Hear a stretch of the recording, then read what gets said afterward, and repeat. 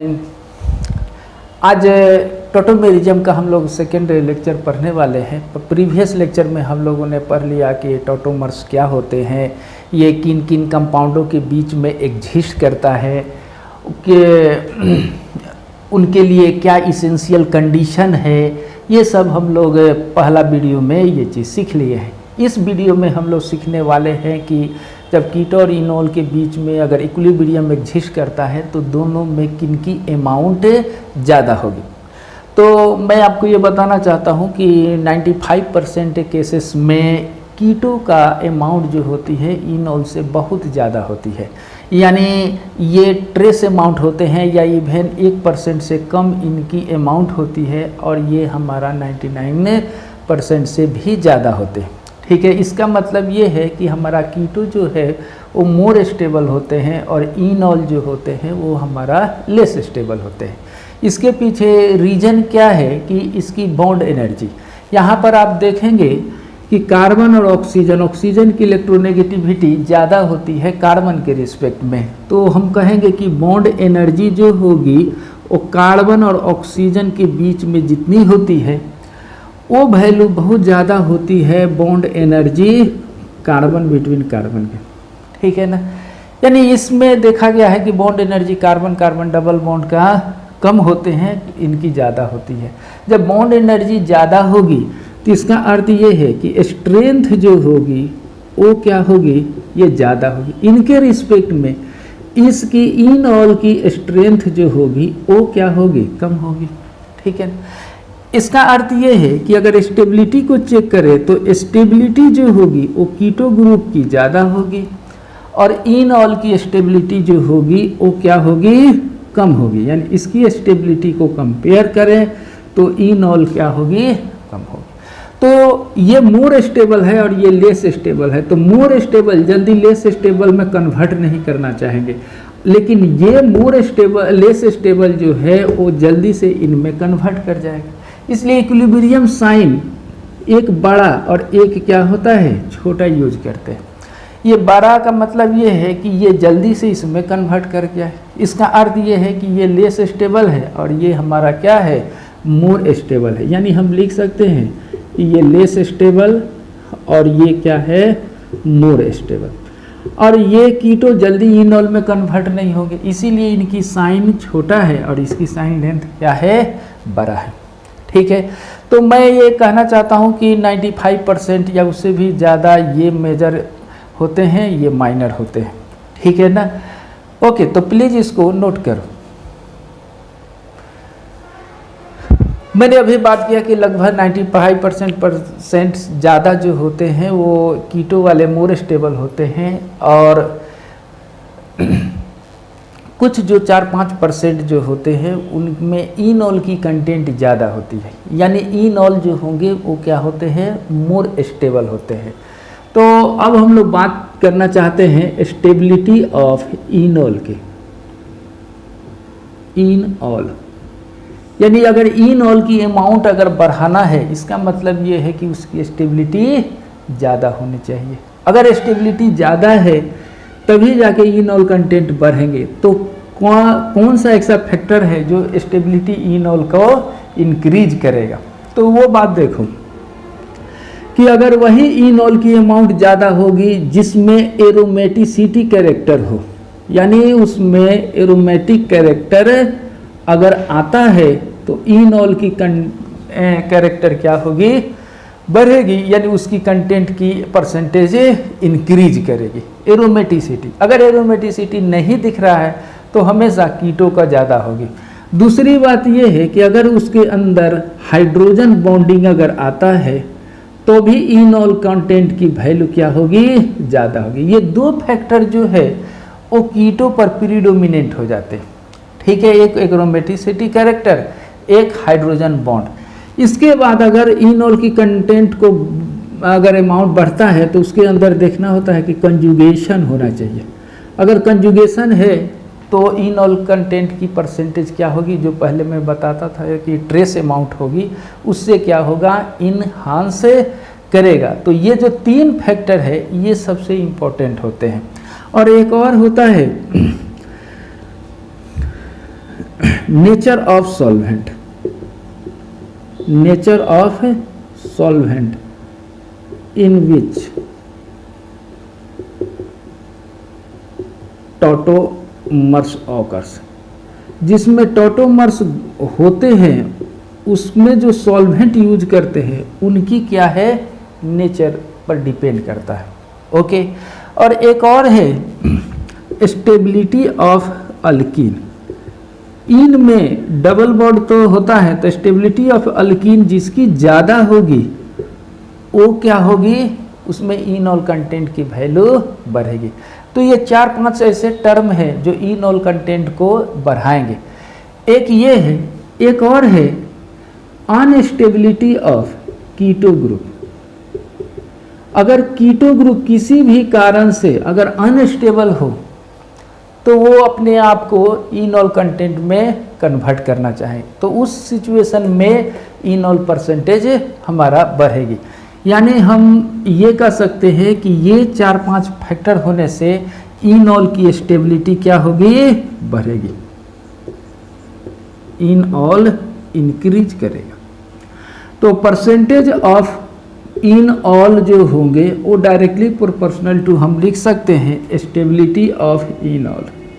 किसी भी तरीका से इनऑल की अगर स्टेबिलिटी बढ़ गया तो परसेंटेज क्या होगी, बढ़ जाएगी। एक और फैक्टर हम लोग लिख सकते हैं inversely proportional to unstability of keto, यानी जितने कीटो अनस्टेबल होंगे उसका इनऑल की अमाउंट परसेंटेज आपको बढ़ेगी। तो ये 2 फैक्टर पर ही हम मिलाकर डिसीजन कर सकते हैं कि किसकी इनॉल परसेंटेज ज़्यादा होगी या कम होगी। तो प्लीज़ इसको नोट किया जाए। ओके, नोट करो 1 2 3। अब कुछ कंपेयर करते हैं, यानी हम comparing the enol content, enol content keto group का इनॉल कंटेंट को हम लोग कंपेयर करेंगे। जैसे इसका पहला एग्जाम्पल मिलता है एसिटल्डिहाइड, इसमें अल्फा हाइड्रोजन है, sp3 कार्बन पर है, ठीक है ना। तो ये इनॉल बनाने के लिए कंडीशन को फुलफिल करता है, और ये जो होंगे वो किस में चेंज हो जाएंगे, CH2 COH और H, ठीक है। ये इनमें कन्वर्ट हो जाते हैं, ये ट्रेस अमाउंट मिलते हैं, ये मेजर मिलते हैं, इसलिए इक्विलिब्रियम साइन कुछ ऐसा होगा। ओके, अब दूसरा देख लो, क्या ये एसीटोन करेंगे कि नहीं, ऑफ कोर्स करेगा, ठीक है ना। ये भी हमारा ऐसे लिखेंगे CH3 COH CH2, ये हाइड्रोजन लगाओ या ये दोनों क्या हो गए, बराबर। तो यहाँ पर देख लो कि ये इनॉल अल्डिहाइड के हैं, ये इनॉल क्या है, कीटोन का है, ठीक है। ये मेजर होंगे, ये बहुत माइनर, यानी ये ट्रेस अमाउंट होंगे, ये भी ट्रेस अमाउंट होंगे। ओके, यानी ये इसको हम लोग लिख दें, ट्रेस अमाउंट का मतलब होती है बहुत बहुत कम, ठीक है ना। यानी इसकी ऑर्डर जो होगी वो 10⁻⁴ मोलरिटी के टर्म में लगभग ऐसा होता है, ठीक, बहुत कम होते हैं। ये उसी रेंज में ए भी आते हैं। लेकिन अगर मैं इसको कंपेयर करूं तो इनमें हाइड्रोजन के जगह पर ये CH2 ग्रुप है, ठीक है ना, CH3 ग्रुप है। तो इसका अर्थ है कि ये अल्काइल ग्रुप इसमें थोड़ा सा बढ़ गया तो इनकी स्टेबिलिटी को बढ़ाता है। ये भी बहुत कम है, ये भी बहुत कम है। लेकिन अगर हम दोनों में कंपेयर करें कि इनॉल कंटेंट किसकी ज़्यादा है, अगर इसको ए मान लें, इसकी बी मान लें, तो ए से ज़्यादा होगी बी का, थोड़ा सा ही ज़्यादा होगी लेकिन होगा।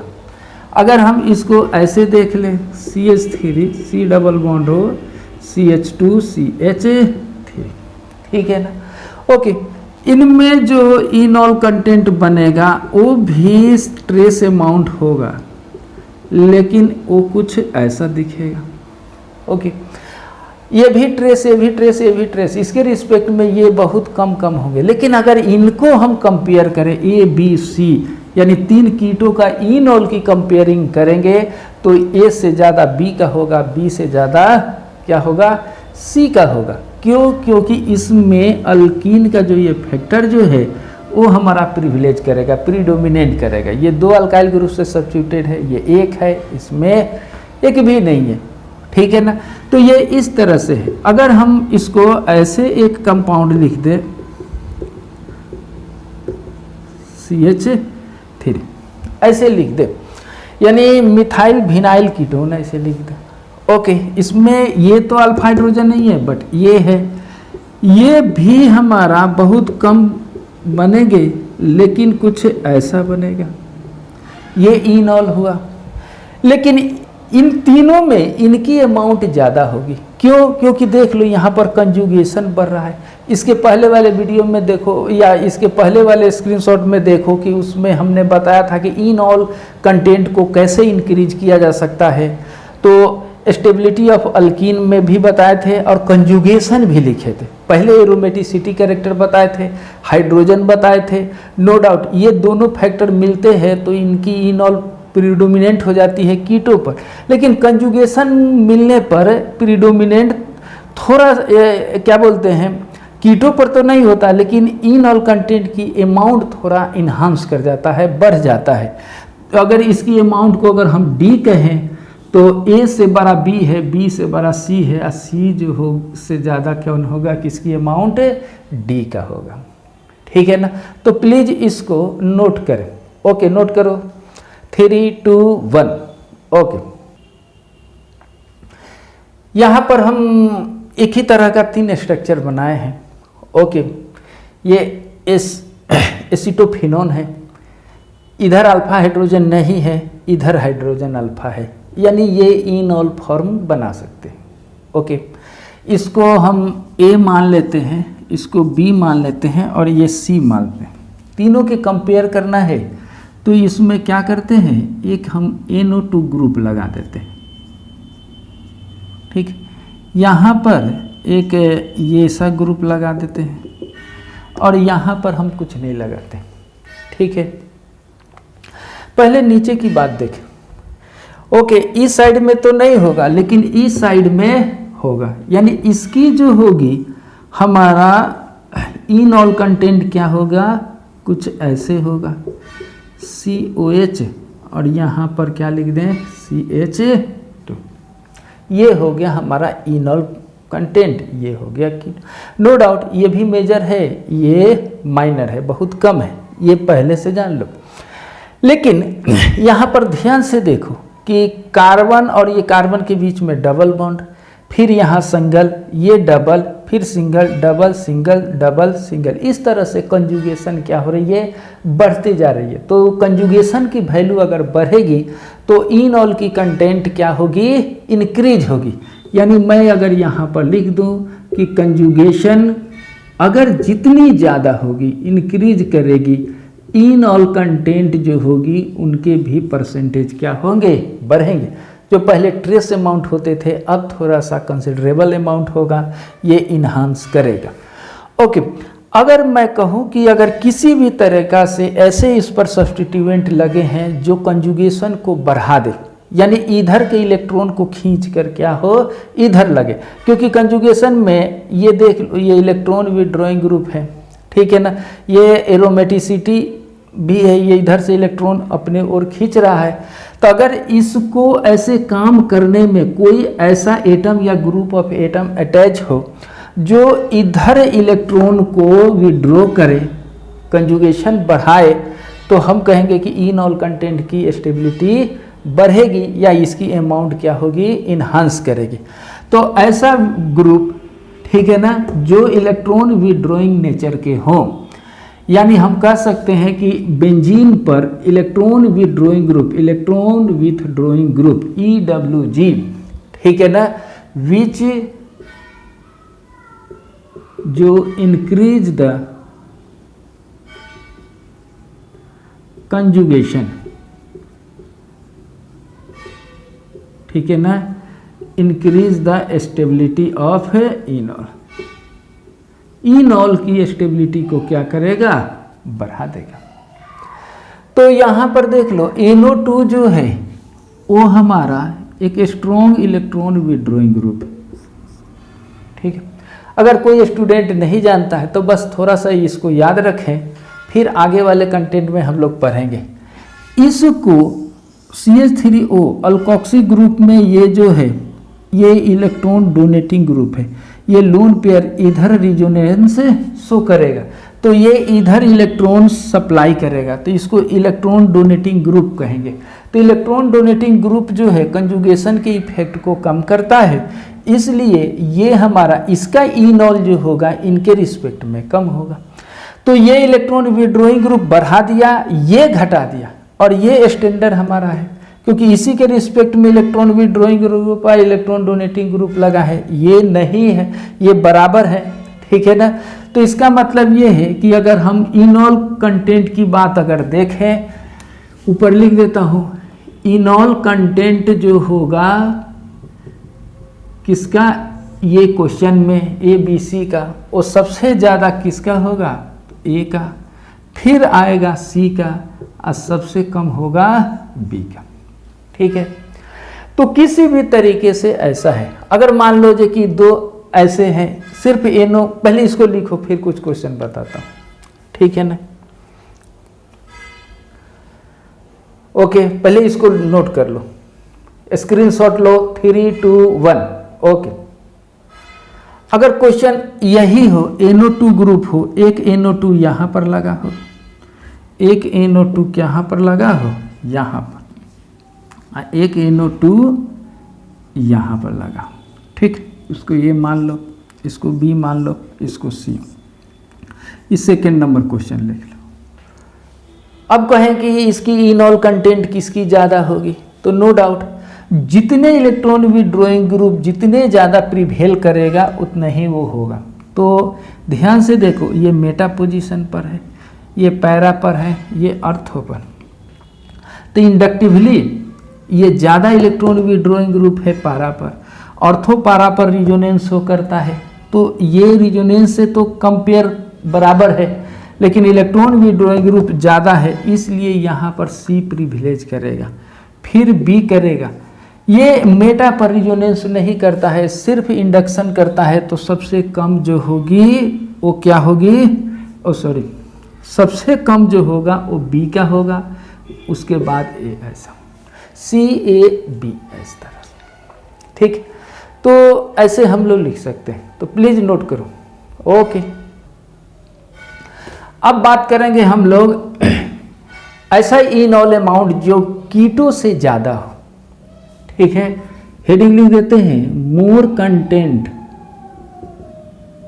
Of enol than keto,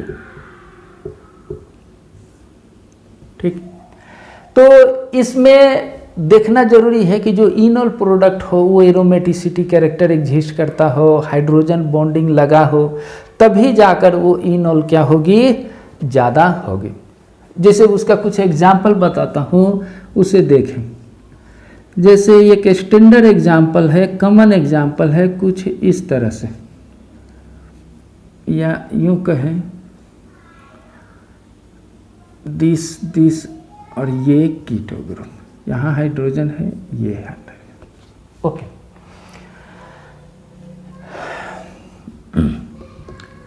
okay, ये हमारा नॉन एरोमेटिक है, एरोमेटिक।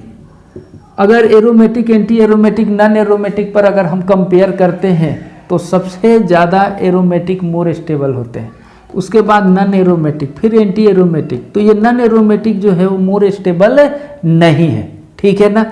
ओके, ये टोटोमेरिज्म शो कर सकता है कि नहीं, ऑफ कोर्स शो कर सकता है, ये और ये ऐसा, यानी ये इस तरह से कन्वर्ट हो सकते हैं, यानी यहाँ पर हमारा डबल बॉन्ड, ये OH लग जाए और बाकी ये जो है जैसा है वैसा हो जाए। इसको देखो, ये फिनॉल हो गया, फिनॉल में यहाँ पर और साथ साथ ये कैरेक्टर क्या हो गया, एरोमेटिक।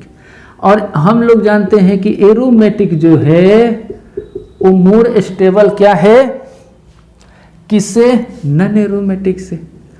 ठीक है, नॉन एरोमेटिक, तो ये मोर स्टेबल, तो इक्विलिब्रियम किधर शिफ्ट होगा, राइट साइड में। ऐसा देखा गया है कि ये अप्रॉक्स 100% हो जाते हैं और ये ट्रेस अमाउंट हो जाते हैं, यानी इनके बीच में कुछ ऐसे सिंबल यूज कर सकते हैं। ओके, तो प्लीज इसको नोट करो। एक और इसी के पैरेलल एक और एग्जांपल देते हैं, ठीक है ना, 1 मिनट। इसे देखो, मान लो कोई ऐसा कीटोन है, 135 ट्राई कीटोन है, इसको, इसके रिस्पेक्ट में अल्फा हाइड्रोजन, इनके रिस्पेक्ट में अल्फा हाइड्रोजन, इनके रिस्पेक्ट में अल्फा हाइड्रोजन है, ये तुरंत हमारा किस में कन्वर्ट हो जाएंगे, ठीक है, ये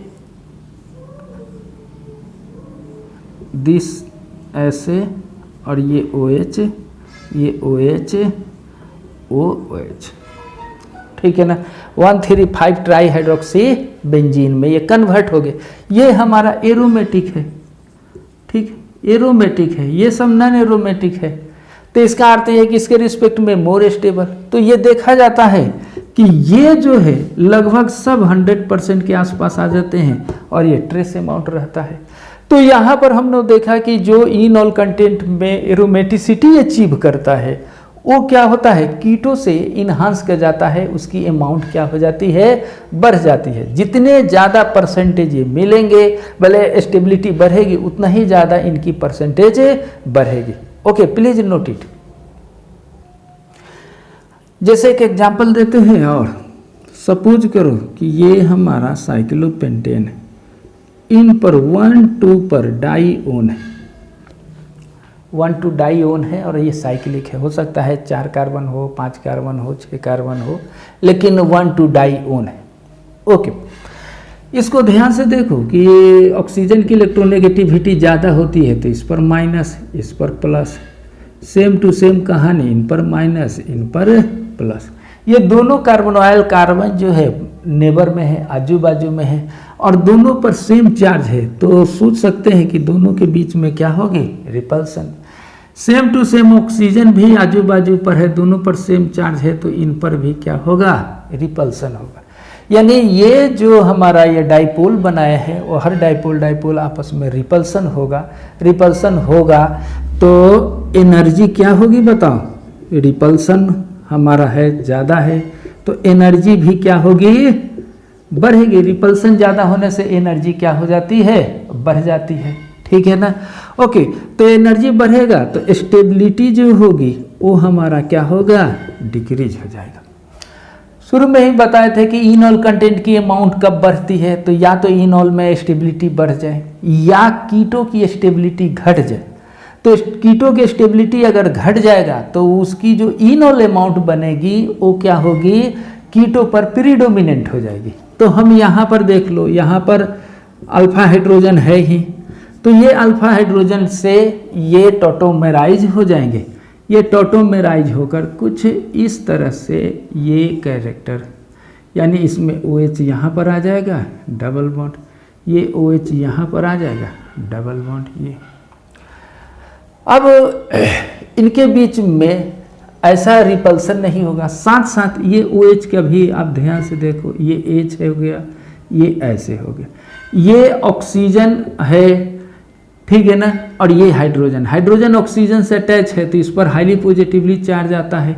इनके बीच में अट्रैक्शन, इन पर भी हमारा अट्रैक्शन, ठीक है। तो ये दोनों हमारे क्या होंगे, H बॉन्डिंग बना देते हैं, तो H बॉन्डिंग भी बन गया, ठीक है ना। तो और ये वेरी अनस्टेबल होते हैं और साथ साथ प्रोडक्ट हाइड्रोजन बॉन्ड भी बनाता है, तो ये भी अप्रॉक्सीमेटली 100% के आसपास होते हैं। तो इसके रिस्पेक्ट में ये 0 नहीं कहेंगे, ट्रेस अमाउंट कहेंगे। तो ये हमारा या यूँ कहो कि ये हमारा एरोमेटिक नहीं है, फिर भी ये 100% अचीव इसलिए किया क्योंकि कीटोन जो है वो वेरी अनस्टेबल है, यानी इसकी स्टेबिलिटी बहुत कम है, दैट इज ये अनस्टेबल है। तो अनस्टेबिलिटी को ख़त्म करने के लिए ये इनॉल जल्दी से कन्वर्ट हो गया और साथ साथ इसमें कुछ कॉपरेशन भी हो गया हाइड्रोजन बॉन्ड का, तो इनकी परसेंट इन्हांस कर गया, इनकी डिक्रीज कर गया। यानी हम कह सकते हैं कि परसेंटेज ऑफ कंटेंट जो है किसका, इनॉल का, वो हमने बताया था कि inversely proportional to unstability of keto. तो यहाँ पर एकदम ये एग्जाम्पल सटीक बैठता है कि ये अनस्टेबल है, उतना ही परसेंटेज इनकी होगी। तो प्लीज इनको नोट किया जाए। ओके, 3, 2, 1। ओके, अब देखेंगे सेम टू सेम एक और एग्जाम्पल है। ऐसे मान लो ये इस तरह से, ये क्लोज नहीं है, ठीक है ना। क्लोज में रोटेशन रेस्ट्रिक्शन होता है, प्रोहिबिटेड होता है, लेकिन ये ओपन है। ओके, यहाँ पर माइनस, ये प्लस डेल्टा मोर रिपल्सन, ठीक है ना। तो ये कंपाउंड खुद अपने रिपल्सन से बचना चाहेगा, तो बचने के लिए ये करता क्या है कि रोटेशन कर लेता है, क्योंकि यहाँ पर ये रोटेट हो सकती है। लेकिन यही अगर क्लोज रहता, ठीक है ना, इसके पहले वाले क्वेश्चन में तो रोटेशन प्रोहिबिटेड था, ये रोटेट नहीं कर सकता है। लेकिन अब यहाँ पर रोटेशन पॉसिबल है, रोटेशन पॉसिबल है, तो ये डाइपोल की इफेक्ट को कम करने के लिए ये रोटेट कुछ ऐसा कर जाएगा, यानी ये डबल बॉन्ड इधर और ये डबल बॉन्ड इधर, ठीक है ना। Okay, no doubt. अब देख लो इसकी रिपल्सन क्या हो गया, घट गया। जितना ज़्यादा ये रिपेल होते थे, अब ये रिपल्सन कम हो गया। जितना ज़्यादा ये अनस्टेबल होते थे, अब इसकी अनस्टेबिलिटी घट गई, इसकी स्टेबिलिटी क्या हो गया, बढ़ गया, ठीक है ना। ओके, ये बढ़ गया। बढ़ गने से अब जितना जल्दी इनॉल में ये कन्वर्ट होने पसंद करता था, अब ये नहीं करेगा, ठीक। ये करेगा नो डाउट, इसमें भी इनॉल होंगे, लेकिन अब इनॉल जो होंगे वो हमारा इनके रिस्पेक्ट में बहुत कम होगा, यानी जनरल अमाउंट बनेगा। तो इनकी जनरल अमाउंट जो बनेगी वो कैसा होगा, उसे देखो। ये OH हो गया, ये यहाँ पर डबल बॉन्ड, ये डबल बॉन्ड, ठीक है, और ये हमारा OH होगा, ठीक, नो डाउट। ये कुछ ऐसा साइन दे दिए। ऐसा साइन का मतलब ये है कि ये हमारा मेजर बनेंगे और ये माइनर ट्रेस अमाउंट के जैसा ये होंगे, क्योंकि इसमें एरोमेटिसिटी नहीं है, अब हाइड्रोजन बॉन्ड भी नहीं है, तो इसके रिस्पेक्ट में ये 2 हाई रहेंगे, ये माइनर यानी ट्रेस अमाउंट ये रहेंगे, मेजर ये रहेंगे। लेकिन यहीं पर ये सर्कुलेट रहता तो रोटेशन नहीं होता, वेरी अनस्टेबल होता, तो ये रिएक्शन होता। तो ये दोनों को दो तरह से समझना है। Okay, please note it. अभी हम लोग बात कर रहे हैं कि इनॉल कंटेंट जो है वो कीटो पर प्रीडोमिनेंट हो या ज़्यादा हो, तो उसमें एक और एग्जांपल हम देना चाहते हैं।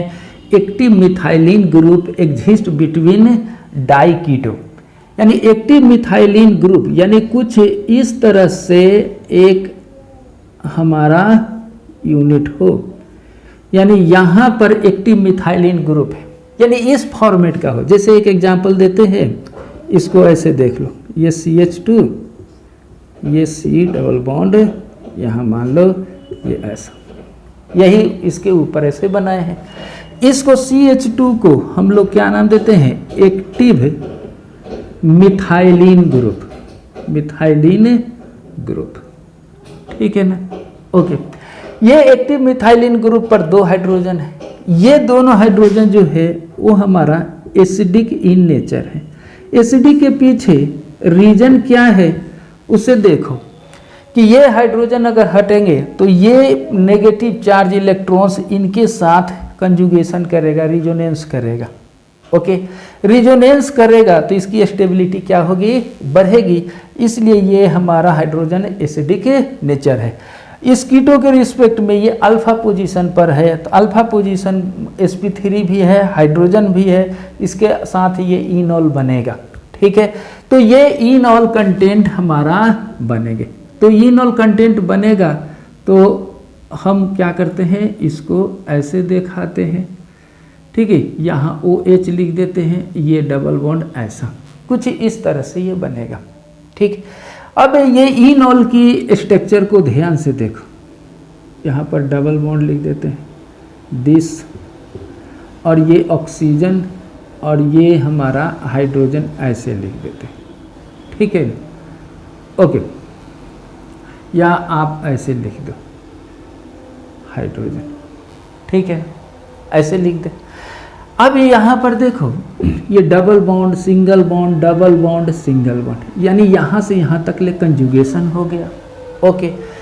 इस हाइड्रोजन जो है जो ऑक्सीजन से अटैच है, ये हाइड्रोजन बॉन्ड बना सकता है। बगल में मोर इलेक्ट्रॉन नेगेटिविटी वैल्यू वाले एटम है ऑक्सीजन, इनसे ये इंट्रामोलेकुलर हाइड्रोजन बॉन्ड बना देगा और इस तरह से एक साइकिल बना देगा, ओके। तो ये साइक्लिक एक स्ट्रक्चर भी हो गया, उसमें कंजुगेशन भी हो गया, हाइड्रोजन भी बॉन्ड हो गया, तो ये मोर स्टेबल हो गए। तो ये इनॉल कंटेंट जो है इसकी स्टेबिलिटी क्या हो गया, बढ़ गया। बढ़ने के पीछे इसमें रीजनिंग क्या देंगे, हाइड्रोजन बॉन्डिंग हो गया, ठीक है ना, ओके। इसके अंदर कंजुगेशन भी है, क्या है, कंजुगेशन भी हो गया, ठीक है। और ये साइकिल जो है वो देखो 1 2 3 4 5 6 एटम का साइकिल हो गया, ठीक है ना। कितने जगह पर लिखा रहता है कि ये हाइड्रोजन बहुत छोटा है, ये 5 ही एटम का साइकिल माने, तो 5 एटम या 6 एटम का साइकिल जो होते हैं वो मोर स्टेबल होते हैं, ठीक है ना। तो मोर स्टेबल साइकिल भी लिख सकते हैं, मोर स्टेबल साइकिल बन सकते हैं, ठीक है। ये इतने फैक्टर इसमें काम करते हैं जिसके कारण इनॉल कंटेंट जो होती है वो कीटो से क्या होती है, ज़्यादा होती है। फिर देख लो ये 2 ग्रुप लगा है, अगर यहाँ पर कोई ग्रुप अगर इस तरह से लग जाए, ये यहाँ या यहाँ, और ये इलेक्ट्रॉन विड्रॉइंग ग्रुप के नेचर का हो, यहाँ पर भी इलेक्ट्रॉन विड्रॉइंग ग्रुप की नेचर हो, या उस ग्रुप में ऐसा और कोई सब ग्रुप लगा जो इलेक्ट्रॉन विड्रॉइंग ग्रुप की कैपेसिटी को और बढ़ा दे, तो वो क्या होगी, इनॉल की कंटेंट की स्टेबिलिटी या स्टेबिलिटी बढ़ेगी तो कंटेंट भी क्या होगी, बढ़ेगी। तो जब भी इस तरह का क्वेश्चन मिले तो ये फैक्टर पर सोचना है और उसके रिस्पेक्ट में कंपेयर करना है। ये क्वेश्चन नहीं आएगा कि कितने परसेंटेज होंगे, बल्कि ये क्वेश्चन पूछा जाएगा कि इनॉल की कंपेरेटिवली स्ट्रेंथ कितनी होगी, ये चीज़ पूछा जाएगा, ठीक है ना। तो प्लीज़ इसको नोट करो, ओके, नोट करो।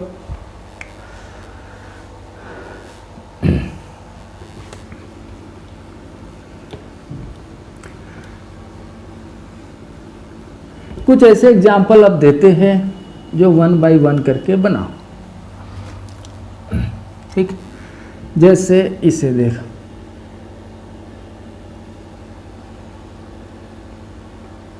ओके, ये है, इसमें मान लो हमने ये फिनाइल ग्रुप लगा दिया,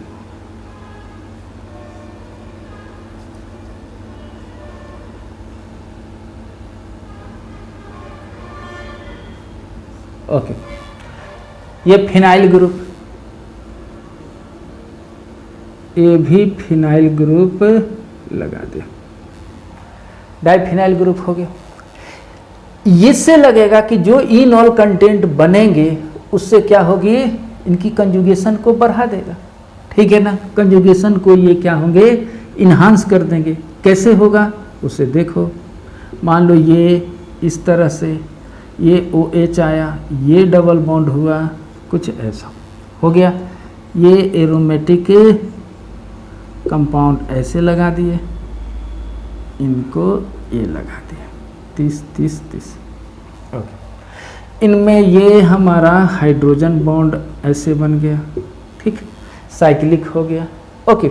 और ये कंजुगेशन जो है इनके साथ भी बढ़ गया, जैसे कि देख लो double bond single bond double bond single bond double single double single, ऐसे इधर भी कंजुगेशन बढ़ गया।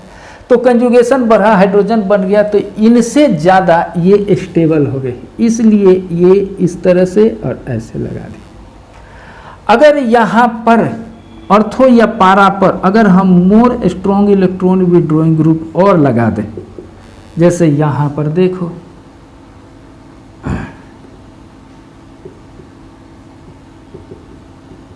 स्ट्रॉन्ग इलेक्ट्रॉन विड्रॉइंग ग्रुप लगा दे तो औरों के रिस्पेक्ट में ये क्या हो जाएगा, वो बढ़ जाएगा, यानी इसका इनॉल कंटेंट और इन्हांस कर जाएगा।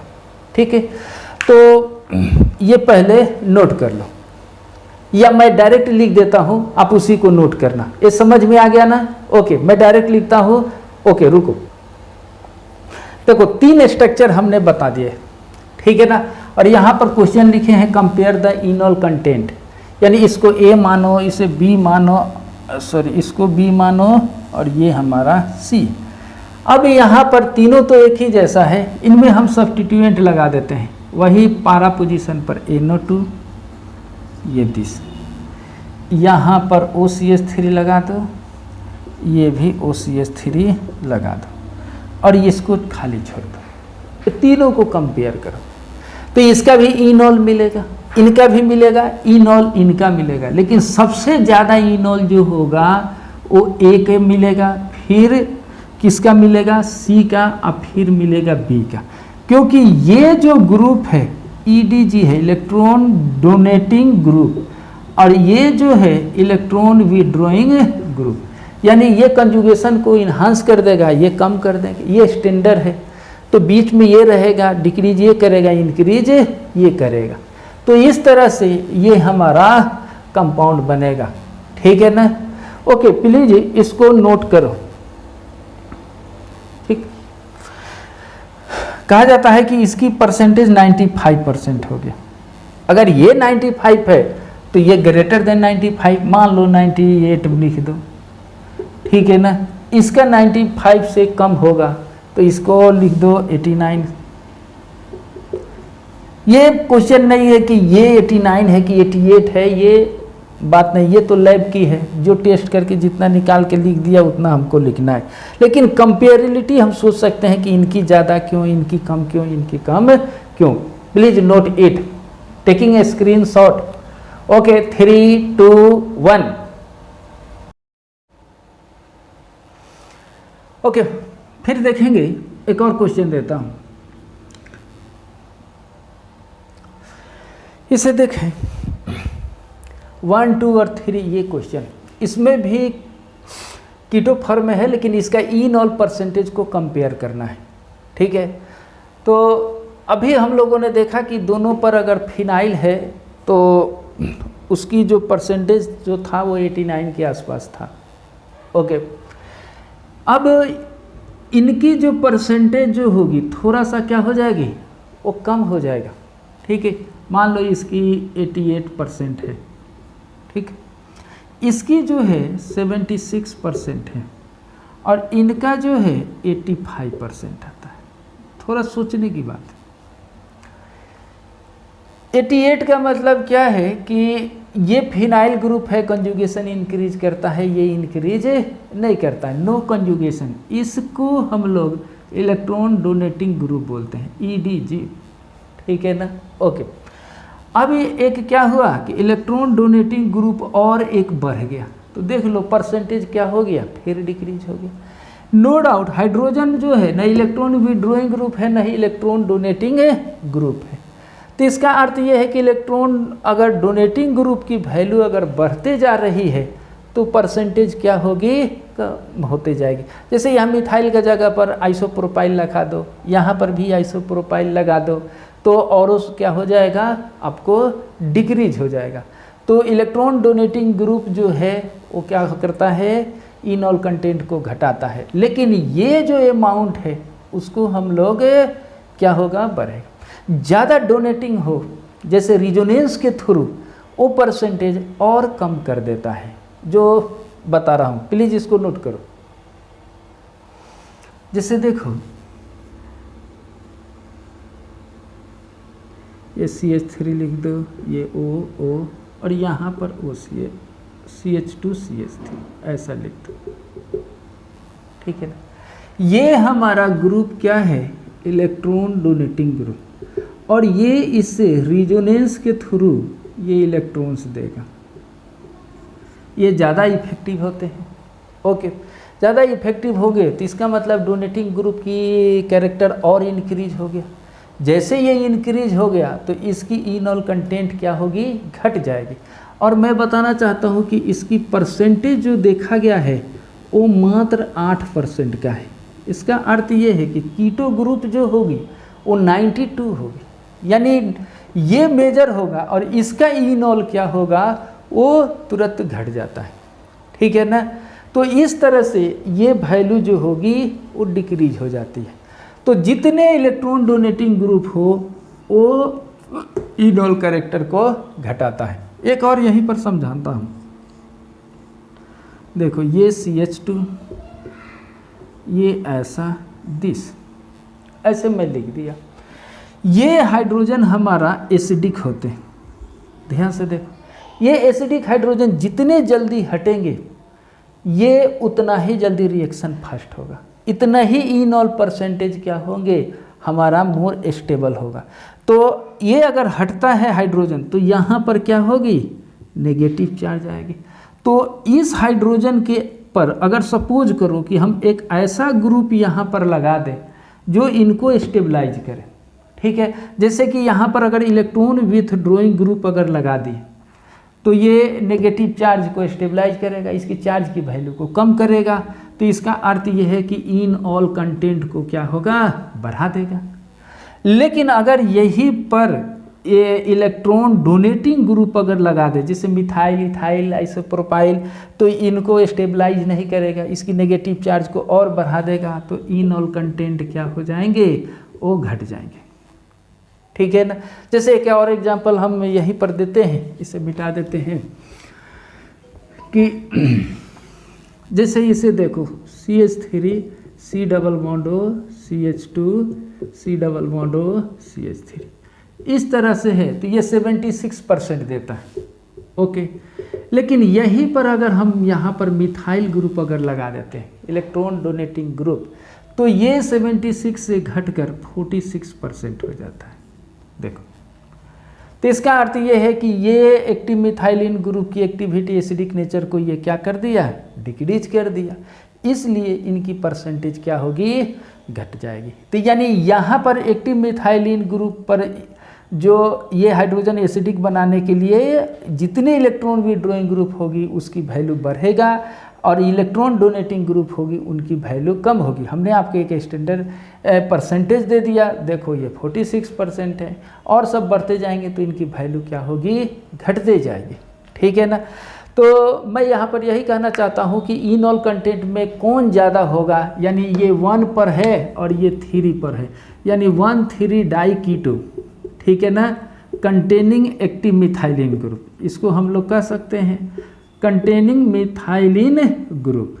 तो इस ग्रुप में जितने इलेक्ट्रॉन विथड्रॉइंग ग्रुप होंगे, ठीक है ना, जो कंजुगेशन को बढ़ाएंगे वो लगभग 80-99 के आसपास होंगे।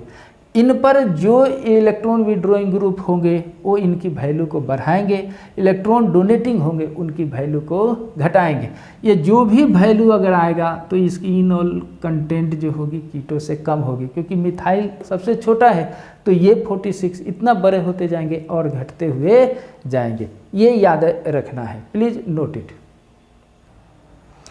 और कुछ मिसलेनियस एग्जाम्पल पर बात करते हैं जो जनरली हर बुक में हर DPP में आपको मिलेगा, उस पर कुछ बातें करते हैं। जैसे compare the enol content, compare the enol content, ठीक, ऐसे ऐसे,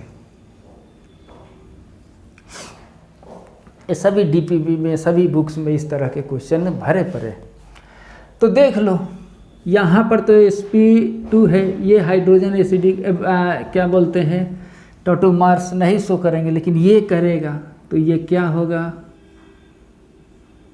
दिस और ये OH आएगा, यानी यहाँ हाइड्रोजन यहाँ पर जाएगा, ये डबल बॉन्ड यहाँ आएगा।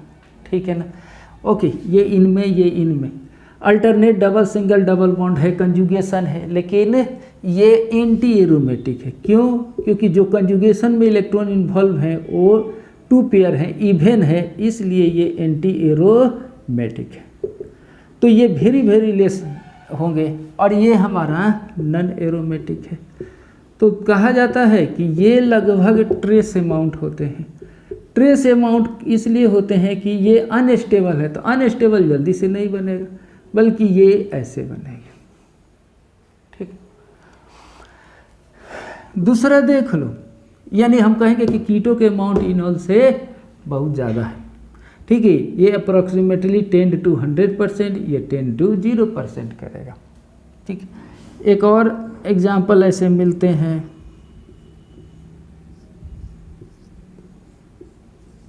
ऐसे यहाँ पर भी 2 अल्फा हाइड्रोजन है, या तो इसको मिले या तो इसको मिले, सिमेट्रिकली किसी को मिले। मान लो ये हमारा डबल बॉन्ड, सॉरी ये हाइड्रोजन यहाँ, डबल बॉन्ड यहाँ। ठीक है, अब देखो डबल बॉन्ड ऐसे, ये कीटो ग्रुप, यहाँ कीटो ग्रुप, ये हाइड्रोक्सिल ग्रुप ऐसा।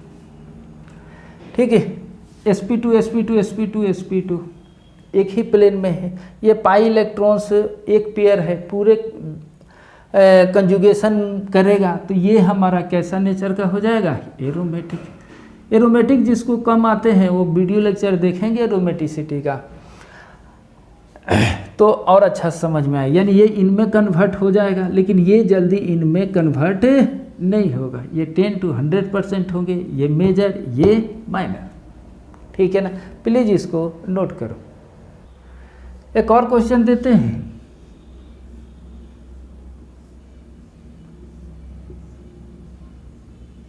ऐसे देखने से लगता है कि अल्फा हाइड्रोजन नहीं है, ठीक, लेकिन ये दोनों साइड में कंजुगेशन है। ये हाइड्रोजन हमारा एसिडिक होगा। ठीक, एसिडिक मीडियम में अगर है तो ये रिलीज हो जाएगा, ये इलेक्ट्रॉन्स जो होगा आगे बढ़ेगा, ये आगे बढ़ेंगे। ठीक है, यहाँ पर एक डबल बॉन्ड होगा, इसके बाद ये नेगेटिव चार्ज और आगे बढ़ेंगे। यानी कुछ इस तरह से आपको ये दिखेगा, नेगेटिव चार्ज इनमें ऐसे मैं लिख देता हूँ। फिर ये आगे बढ़े, कंजुगेशन तो होगा, यानी कुछ इस तरह से OH दिस O माइनस यहाँ आएगा, इनोलेट आयन बन गया। ये हाइड्रोजन जो निकला है कैटलिस्ट के रूप में, ये यहाँ पर आ जाएगा। ठीक है, ये हमारा फिनॉल बन गया। अब ये मोर स्टेबल है, यानी ये टॉटोमेरिज्म शो करेगा। ठीक है ना, क्योंकि पहले ये कीटो था, अब इनॉल में कन्वर्ट हो गया। ठीक है, तो ये हमारा ट्रेस अमाउंट होंगे और ये अप्रॉक्सीमेटली 100% के आसपास होगा। तो ऐसे भी होते हैं, प्लीज इसको नोट करें। एक और देते हैं,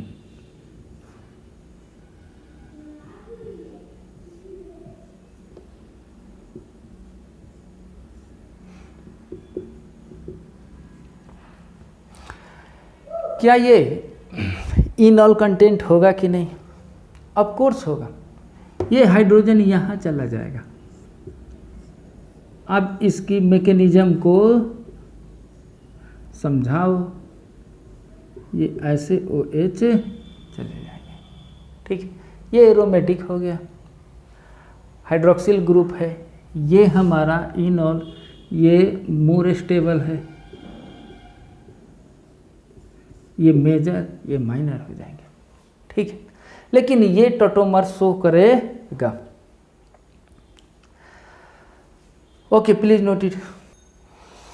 एक और देते हैं, इसका बताना है कि इनॉल कंटेंट ज़्यादा है या कम है।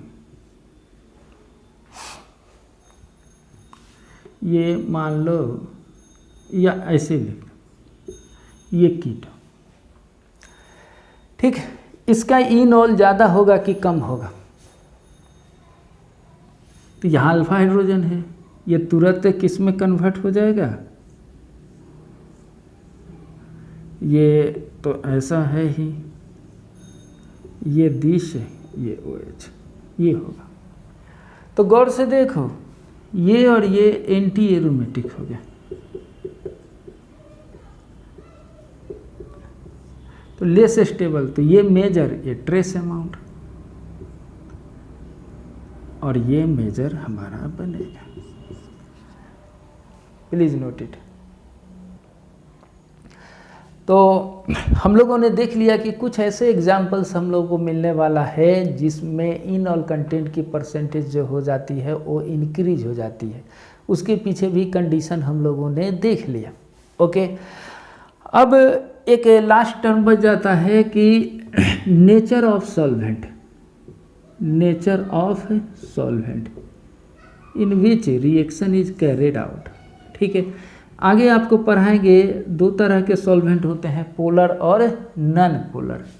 ठीक है, तो नॉन पोलर सॉल्वेंट, तो ये जो भी एग्जाम्पल जो था, जो भी हम लोग अभी काम किए, वो रूल्स कहाँ पर अप्लाई होगा, जब सॉल्वेंट अगर इन केस यूज हो रहा है नॉन पोलर नेचर का हो या गैसियस स्टेट में हो। क्या हो, गैसियस स्टेट में हो। ठीक है ना, उस सिचुएशन में ये काम करेगा। जैसे नॉन पोलर कौन होते हैं, नॉर्मल हेक्सेन, ये सॉल्वेंट नॉर्मल हेप्टेन, ये सब नॉन पोलर है, बेंजीन। ठीक है ना, CCl4, बहुत से ऐसे एग्जाम्पल मिलेंगे वो नॉन पोलर है। तो उस सिचुएशन में जो कुछ भी रूल्स हमने यूज किया वो सब कुछ अप्लाई है। लेकिन पोलर है, तो पोलर भी दो तरह के हैं, एक होते हैं प्रोटिक पोलर,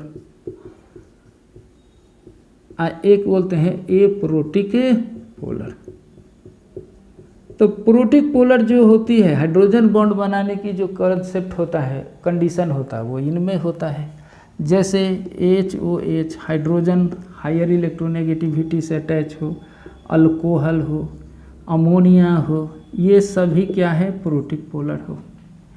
जैसे एसीटोन हो, ये एप्रोटिक है। ठीक है ना, DMSO बोलते हैं, डाईमिथाइल सल्फो ऑक्साइड, DMF बोलते हैं, डाईमिथाइल फॉर्मामाइड, ये सब जो है एप्रोटिक पोलर सॉल्वेंट है।